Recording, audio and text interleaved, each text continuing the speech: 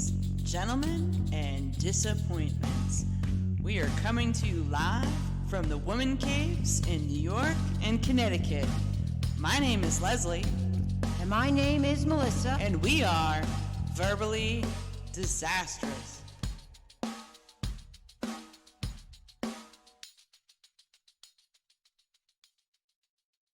Hello, everyone. This is your host, Leslie M. Jasper, from the Verbally Disastrous podcast.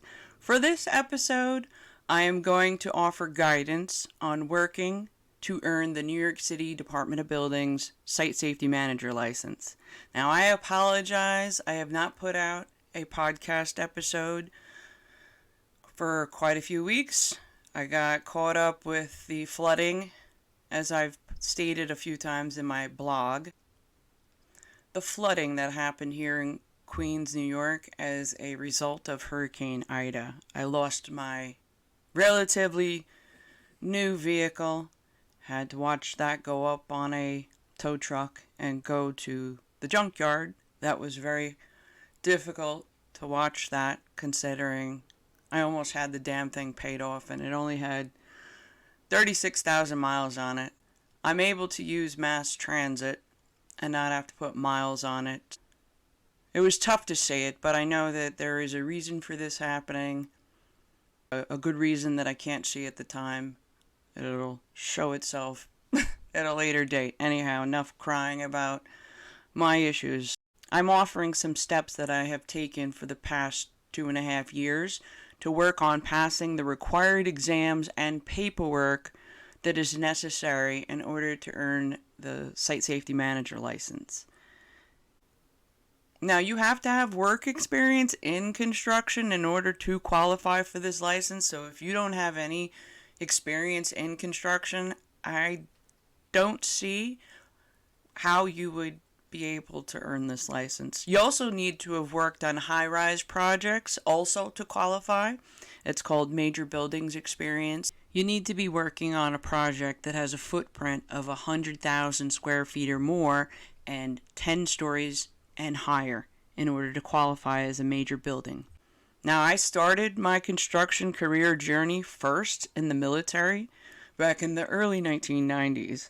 I first joined the U.S. Navy Seabees as a constructionman electrician apprentice, E1.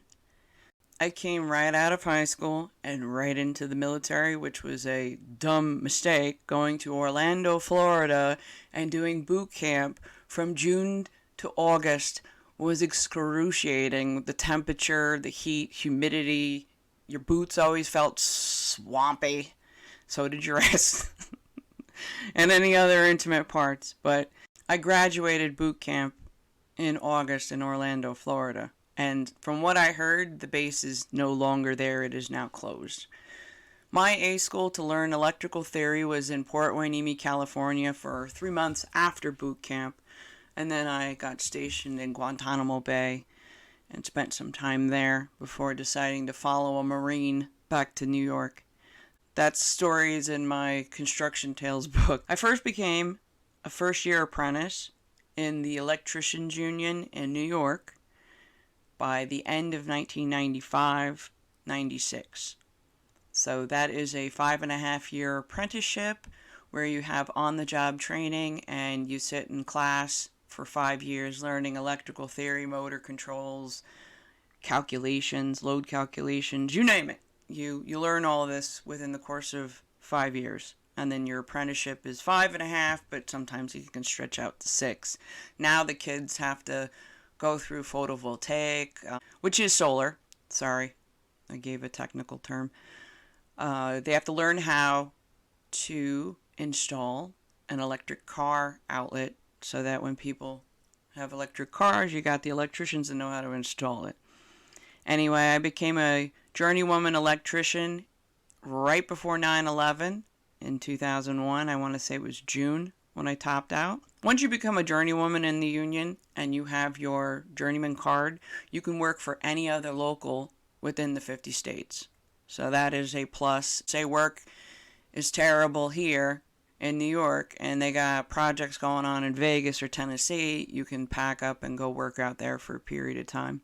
I started the work towards my site safety manager license back in 2013 when I worked towards earning my authorized OSHA trainer credentials.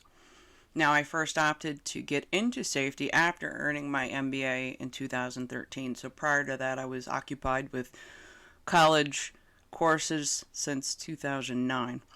I was working for Empire College while I was earning my MBA and worked jointly with an experienced OSHA instructor for an OSHA college course through Empire College. I got the push to earn my OSHA authorized trainer credentials so that I could issue out OSHA 10 and 30 cards, and then I didn't have to teach the class jointly with someone who was an authorized trainer, so that way you didn't have to split the paycheck, so to speak. Plus, the joint instructor that I was working with told me he was looking to retire and didn't want to have to keep doing this. So I went and started working towards earning that credential. I was a journeywoman and in the union for 18 years by this point when I started going for that. I completed the paperwork and then made all the plans and flew out to California, and it is Cal OSHA out in Carson, California. Apparently, California has its own division that is unique from the rest of the 49 states. I learned that while I was applying and spending some time out there. For whatever reason, California seems like it has its own little entity when it comes to OSHA. It's like a different designation compared to the rest of the U.S. That was my interpretation. I don't know if that's accurate or not. I signed up and did the paperwork and flew to California for 2 weeks and took the OSHA authorized training courses. I opted to go out there to Cali since I was going to visit friends and family in Oregon and Nevada. So I figured if I'm going to sit in a class, why not be in warm weather out west near the beach? Thought that was a great idea. I got a hotel along the beach and sat in classes in Carson, California, and spent evenings exploring along the coastline. Now, once you have the OSHA authorized training, you have to recertify every 4 years. So I figured, every 4 years, let me go to a different place to explore it since I have never been there before. So my first recertify was in Savannah, Georgia, for a week at Georgia Tech back in 2017.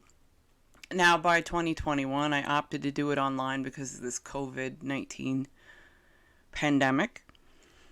Now, when you do it online, I learned that you have to stay in your region. I believe New York is region 2 when you have to take the classes online. So therefore, I opted to renew my authorized OSHA trainer credentials by taking my OSHA 502 course through the Rochester Institute of Technology, which is out of Buffalo.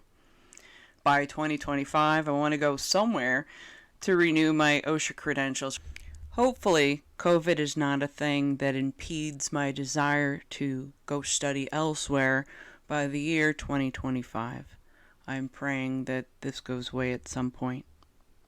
Maybe I'll return to Savannah since I thought it was an awesome place. I didn't carve out enough time to check out the city and the history. There was a strip of bars and restaurants that were along the river. There was a paddle boat.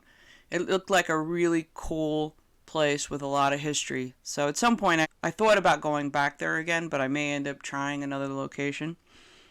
Might as well kill 2 birds with 1 stone. Check out a new place and get my education out of the way.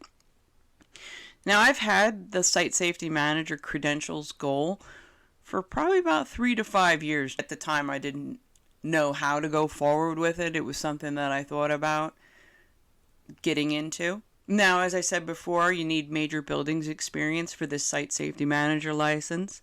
Major buildings experience is working on projects that have a footprint at least 100,000 square feet, and the building needs to be 10 stories and higher. But obviously, any structure over 10 stories high is going to have that 100,000 footprint. I got that experience while working as a project manager with 5 Star Electric on high-rise projects for almost 5 years. I knew that there were a bunch of hurdles to jump before being qualified for the Site Safety Manager license. I didn't realize that during my journey I was actually accomplishing them, so that was cool. I met an awesome woman-owned electrical contractor who urged me to go for those site safety manager credentials back in August of 2019. I credit her for pushing me in that direction. Now, what I didn't know was there's a whole plethora of credentials, requirements, certifications that you needed in order to earn the license. One of the requirements is that you have to be a member of the American Society of Safety Professionals. I've been a member there since 2019. There is a 3-hour fire safety certification that I completed, a lead hazard awareness training certification that I completed, as well as an asbestos awareness training certification. Those are quick and those can be done online.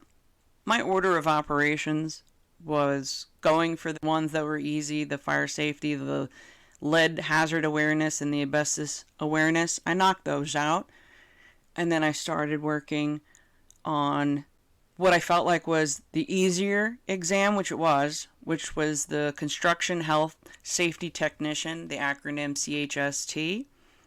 So I bought flashcards that I bought on Amazon to study. So I constantly had them with me everywhere I went. I would study my flashcards.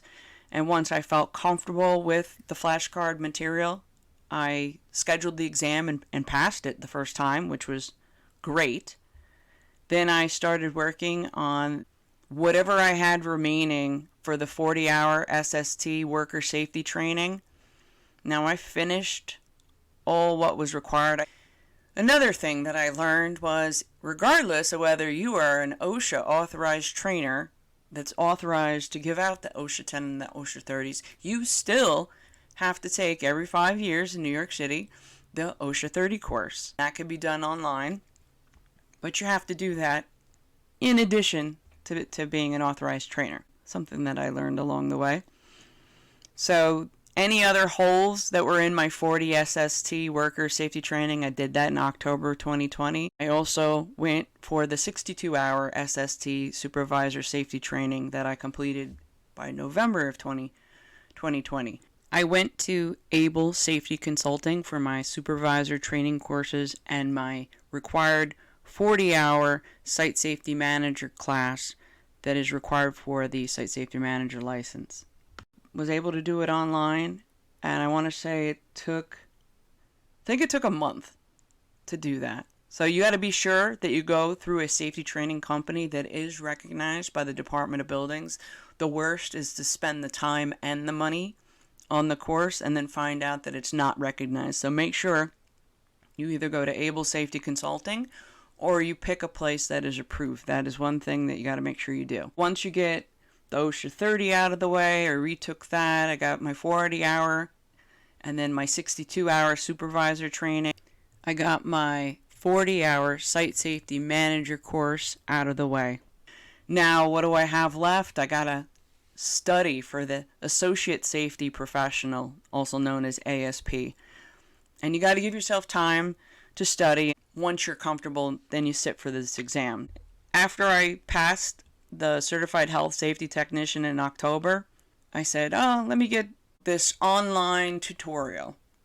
It was a cheap one. I maybe spent $200 on it. I studied until I started taking the practice exams and getting a decent score. So I scheduled the exam and sat for it. And that was a huge mistake because I failed. It felt like everything on the test was a foreign language, so to speak. You don't recognize the material. So at first I just attributed it to not giving myself enough time to sit for this exam. I got busy working for an electrical contractor and the ASP studying. Once I didn't pass, kind of took the wind out of my sails. Plus juggling work and studying is a challenge. So the ASP studying was now on the back burner for about 6 to 7 months. It gets brought up at work again because there's some projects that require a safety person. By June of 2020, when we're still in the midst of the global pandemic, I went back to my cheap online study guide and went back to town studying. Now, I study at any open moment that I have, and I often use flashcards to help me and bring them everywhere that I go. So like any kind of downtime, I was studying. And I kept studying until I felt pretty decent with the material.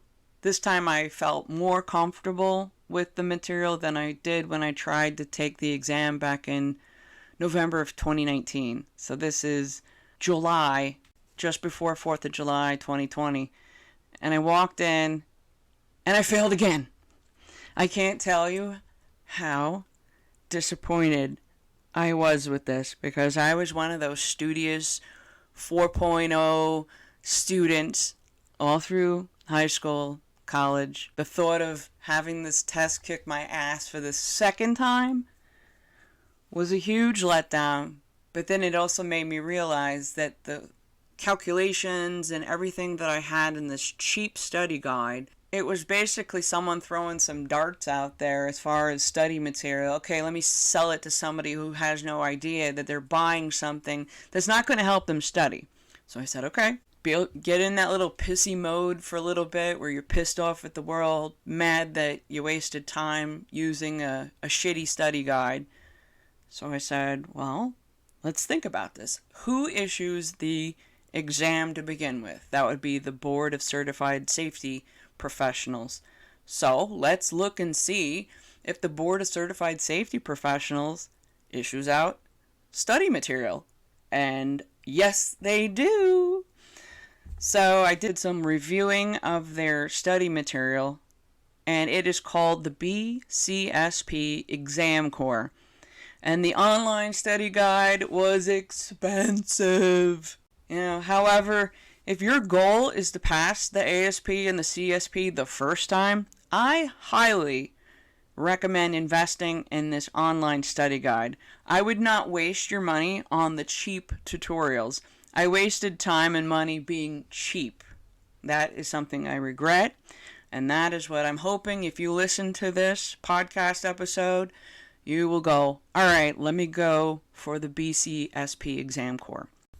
Now, beware, you buy the exam core, you get the ASP and the CSP package together, you're going to spend $2,000. I believe you save a couple $100 by getting them both together. It's totally up to you whether you pay for the ASP, pass the exam, and then go for the CSP, but I bought both packages together since I was going for it anyways. You have about 6 months of access to those programs. It is wise to carve out time for this study guide and don't think that you can drag your feet and dabble with the exam core access since it will go away. I believe you have an ability to extend it at least once. I don't know if it's twice, but you gotta be diligent and study with that once you decide to purchase it, since you don't want to waste that money, because that's a whole hell of a lot of money to waste. Once you have the access, you have a ton of videos in different sections of study and pop quizzes to take for each study module. You then have untimed practice exams. I went through them and went through them and went through them. That's what you have to do. You have to do it repeatedly. And then I decided to go for the official timed exam. Once you start to repeatedly score above an 85 on the official timed exam, it is time to schedule the exam. Now, just so you know, the passing score required for the ASP is 61%, and the CSP is 54.86%, and the Site Safety Manager exam that is issued by the Department of Buildings is a 70% or higher to pass. Now, once I sat the end of August, again, for the ASP, the Associate Safety Professional, I passed. You get this score immediately when you walk out of the testing center. When you finish the exam, I felt like I climbed this highest mountain and hit the peak when I walked out to my car.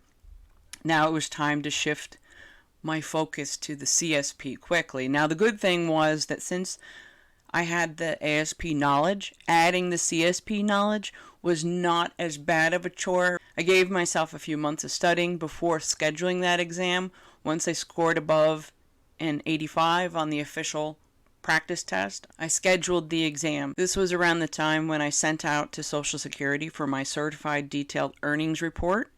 This is a requirement for the background check. Because of COVID-19, people were not working in the building to process anybody's earnings reports until the year 2021. the spring, I believe. It took almost a year to receive it. Therefore, I'm telling you, you need to submit this SSA 7050 F4 form to Social Security as your first step in your process to earn the license. They will not proceed with the background check without it, so make sure that is one of your first things that you do. Now, I go and sit for the exam by November of 2020 for the Certified Safety Professional. That was another amazing mountain that I climbed.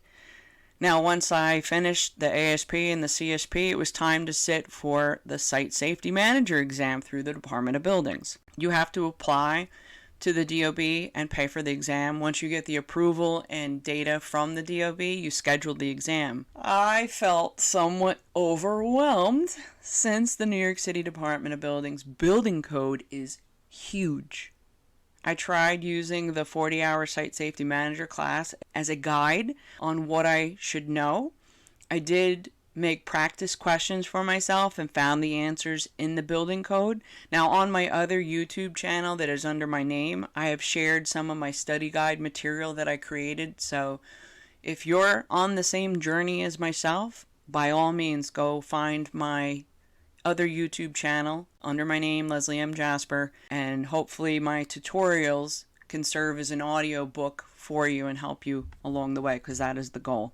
I was trying to pressure myself to study and pass the exam. I combed through the building code and scheduled myself at the end of December, right after Christmas, to sit for the exam. That wasn't a good idea because I was a little distracted with the whole Christmas stuff. I failed the first go around. I put my nose back into the building code. I then scheduled the Site Safety Manager exam again in February of 2022, and I passed. I got all of my required paperwork together and submitted to Department of Buildings for the background investigation. Now, the damn Social Security document was the only thing missing from my paperwork. Now, once I got it in my hand, it was overnighted certified mail, so make sure you send it priority and certified mail so that somebody has to sign for receipt of it. Once you finish the background check, they send you the paperwork to finalize and pay for the license. Now, I'm going to share my main lessons that I learned with this journey. The first one, apply for the Certified Detailed Earnings Report very early in your process. 2, do not be cheap with the study material for the ASP and the CSP. Go right to the Board of Certified Safety Professionals and buy their exam core. I don't think you're going to pass it without making that purchase. Number 3, I should have studied building code prior to sitting in the 40-hour Site Safety Manager class. At the time, I didn't know to do that, and I didn't know that it would have changed my results of studying dramatically had I done that. Number 4, give yourself time with the studying, especially if you're juggling work and or kids. 5, only sit for the exam when the practice exam scores are consistently above an 85. 6, use study guides issued by the group that issues the test. 7, be prepared for the costs that come up with this journey every time you fail. I know, being a veteran, I had to submit my DD-214, and I get a really good discount for having to sit for the exam. So anybody who's military, you're going to pay less than someone who has not served in the military. That is a detail I forgot until just now. Number 8, be diligent with paying the Bcsp fees and required continuing education. The worst thing in the world is to go through all the time and money to sit and pass these exams and only to lose them because you didn't pay your membership fees and you didn't do the required continuing education. Number 9, be patient. Have patience. I sincerely hope that this podcast episode gives you some guidance on becoming a site safety manager in New York, if that's your goal. Even if you're taking a different exam, I believe that this process can still be helpful. The website to look up the requirements can be found online at www.nyc.gov/site/buildings/site-safety-manager-certification.page. If you're not interested in the Site Safety Manager licensing and you're listening to this podcast, hopefully it'll give you a different perception of the people who are in charge of construction projects that are in charge of the entire high rise for its safety, there's a lot of responsibility and a lot of knowledge that's required. Hopefully that's your takeaway from listening to this podcast episode. Hopefully you'll never look at the New York City skyline and all the high rise buildings the same without thinking about there's somebody that has to deal with the safety amongst all the trades. This wraps up another podcast episode from the Verbally Disastrous podcast. If you have any further questions, reach out on social media or my blog at www.constructiontales.com. I thank you for listening to this episode where I guide you to become a site safety manager, and I wish you a great day. Peace out, Cub Scout. This wraps up another episode on the Verbally Disastrous podcast that can be found on Spotify, SoundCloud, and YouTube. For more information, head over to www.constructiontales.com. Thank you for listening, and have a great one.